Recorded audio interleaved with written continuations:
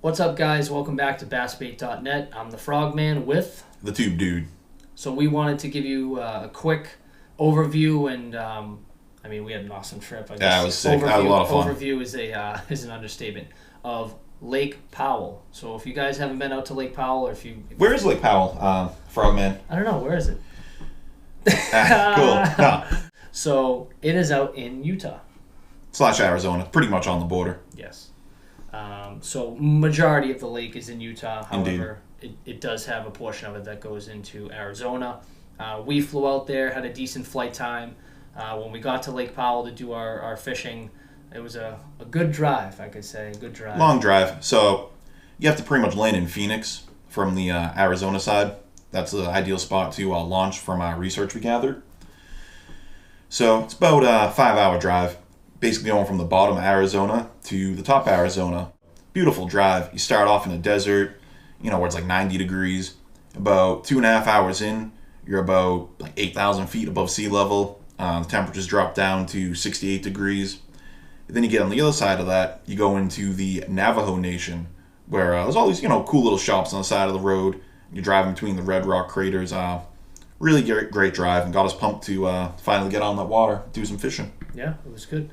So when we finally got out to the water, we just want to at least have it known that this was not a fishing trip per The se. bachelor party. Yeah, we were just out there for a friend, but we knew the fishing was going to be great, so we brought all of our gear, all of our fishing rods.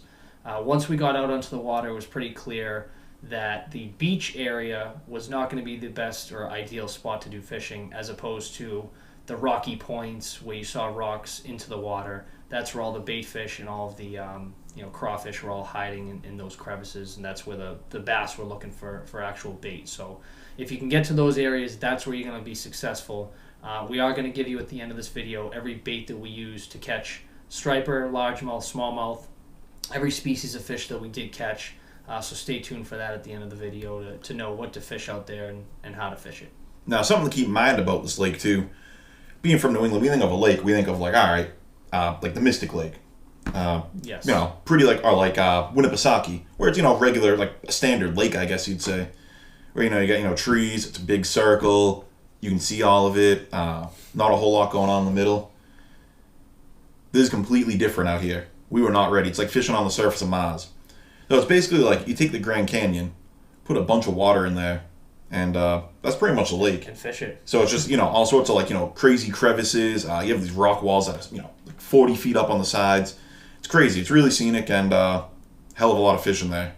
Definitely was not ready for that environment. It's kind of crazy. Yes, so especially when you have a lake where you can go from a sandbar that has 10 feet of water, 100 feet going in one direction, to then a drop-off, and then after you continue out into the drop-off, you're in 140 feet of water. I mean, that's a unique situation for us.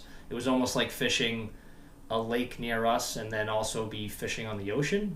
I know that sounds weird, but that's essentially how it felt. Yeah. So when we started fishing, we utilized search baits to start to at least get a bite. Once we got that bite, we focused in that area, and we were hitting schools of striper, schools of smallmouth. We got some largemouth as well. We got catfish. So we had a lot of success there. I know the Tube Dude, he got a lot of catfish. He enjoyed it. It was cool with the catfish, basically, since that water out there is so clear. Again, something we don't see around here. Frogman or some of our compadres would be on the top deck of the houseboat. I'd be on the bottom, and they could legitimately just spot out the fish. Hey, Tube Dude, cast at 12 o'clock about 30 yards out. Put it out there. A couple minutes later, get that nice tug. A lot of fun. Got some double hookups there. Again, we do like a little bit of sight fishing here in New England. You see, there's a fish near my boat, or there's a fish near the dock. Here, it's like, oh yeah, I can see this, like 3 blobs in the water, 200 yards out. Bananas. Never seen anything like that. Yeah, that's a good point too. So the water there, I know sometimes it can get murky, but it was super clear. I mean, you could be in 30 feet of water and you could see right to the bottom.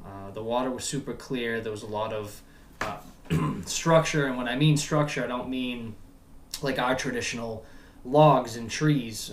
It's actually pretty sparse for those out there, but there's a lot of ledges, drop-offs, rock piles. And once we started to focus in on the rock piles when we had the opportunity, that's where we were catching a good amount of fish. We had a lot of success there.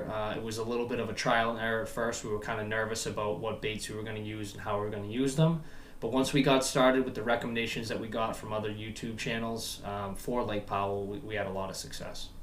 Hey, Frogman, what were those other YouTube channels? Funny you should ask. So one of the YouTube channels we really focused on was You First Outdoors with D-Rock. D-Rock, if you're out there listening or watching into us right now, we appreciate it.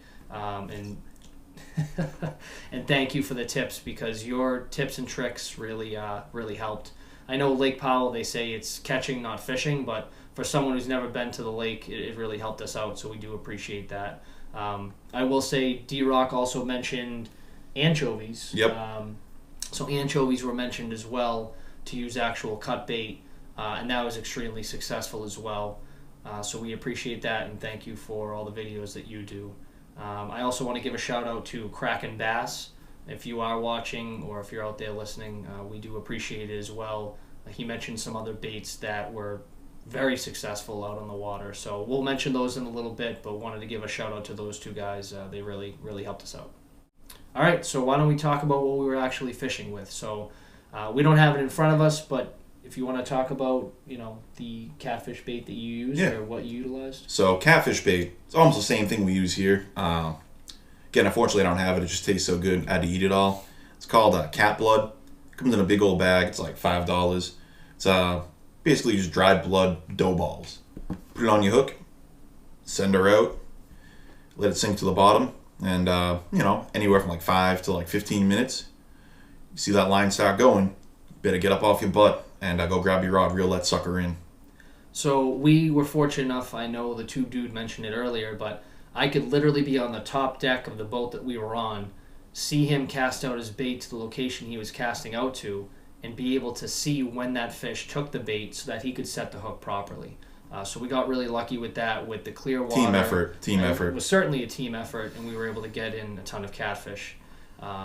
Also, we caught a ton of striper. So when dinner time came around, we figured it was a little later in the evening, we would go on this other side of a cove and try to catch striper. Our main bait that we were using was the D-Shad. So it's a Yamamoto D-Shad swim bait. Yeah, show them that little hook setup there that we used. There we go. We would certainly bury that hook, but weighted swim bait hook, you could use various weights, go down different levels of the water column until they started to bite. We hit a school on these, and it was just on. I mean, they were smaller schoolies, but I think we got like probably 6 or 7 within like a 40-minute window, which is good. Good for us. Yeah, good for us. Around here, we don't really get on schools like that. You catch a rogue bass here or there. And that was just a smaller school that was coming through. I mean, I think it was even less than 40 minutes. I want to say we probably had. Well, you got to count like stopping, sip a beer every now and then. Yes, but other than that, you have to hydrate. But I know we definitely had a good amount of fish very quickly. It was an awesome fight. A lot of what we were using for gear was still like largemouth bass style gear. So to have that light tackle for, even though they weren't huge stripers, to have an aggressive striper like that take the a lot of fun fighting. A lot of fun fighting. It was awesome. So highly recommend these if you do go out there. It's really just imitating a shad that's just swimming along on his own, and they cannot stand it. They come up to the surface and they will absolutely destroy it. I mean, I don't even know. I think I got like 6 bags of these that I brought with me, and I think I have like 3 left because they took them all and shredded them, and we just kept catching fish. So another one is similar to almost like a Rattle Trap. So I believe this is the Super Spot for the Cordell brand, and we were catching fish on this left and right. It was a great bait. Again, it's imitating a shad. I don't know if you can see it there. This is the smaller size with the 2 treble hooks, but it was a great bait. We were using more of like your blues, whites, silver color for all of our bait presentations. I know a couple times too we were utilizing the Ned Rig. I mean, this is an extreme version of it. I just threw this on here because I was doing some organization, but just your essential jig head on there, various size. You got your hook. Ned Rig size, we were probably doing like 3-inch Ned Rigs, and just cast it out. Bring some of that slack in from your line and just walking along the bottom, and we were picking up smallmouth, and I think the largemouth bass we were catching, and we were getting those on suspending jerk baits, just casting them out as far as we could, reeling them, and twitching them back to the boat, giving them at least 4 to 5 seconds in between, and that's when they were absolutely destroying that bait. Another one from Kraken Bass, he mentioned this, which we had a lot of success with, is the Niko Rig, which is essentially the Niko worm. Seems to have a little bit of a different presentation than your standard Senko, where it has the bulb on the back of the actual worm itself. And then we were able to put on the plastic O-rings on here, hook 'em wacky rig, put the hook right through there so it wasn't damaging the worms, and they were absolutely destroying them. Any worm, for that matter, a soft plastic where you're going to have even just like a ribbon tail on the back. Go crazy for them. You're going to catch fish. So we brought a fish counter with us, and we got 27 fish. Not bad for just, boat of 12 guys, maybe 3 or 4 of us are actually actively fishing. Right. Made out pretty good. Ate some really good fish every night. And we're actually going down there, in May? In May, yeah. Yeah, we'll be back May 2020, and hopefully we're going to double that number. Yes. So just so you guys have the backstory on that, with the houseboat, we weren't able to really be in the rocky areas where those fish are. So oftentimes we were on beach fronts and things like that, which was obviously still a ton of fun. But we wanted to focus on actual fishing, and for being in the beach areas and still fishing, still killed 27 fish. Like, didn't expect to get nearly that much fish. It was insane. I have no complaints.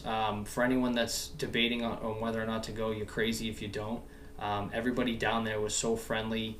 Again, if you look up anything with Lake Powell for YouTube channels, again, You First Outdoors with D-Rock, Kraken Bass, there's so many of them that are out there that are willing to help, and it's not like, oh, this is our secret spot or this. I mean, everyone just goes out. There's enough fish for everyone there. There's tons of fish. And has a good time. So we just wanted to mention that trip to you guys and put it out there so you guys can get out there and enjoy yourselves as well. These are the baits that were successful for us. However, you could feel like you could put a piece of hot dog out there and they would take it. So great place to fish. We had a ton of fun, had a ton of memories, and it's been so good that we're going to go back out there in May. So definitely stay tuned for that. Once May comes around, we'll have some footage of that, and we appreciate all your support.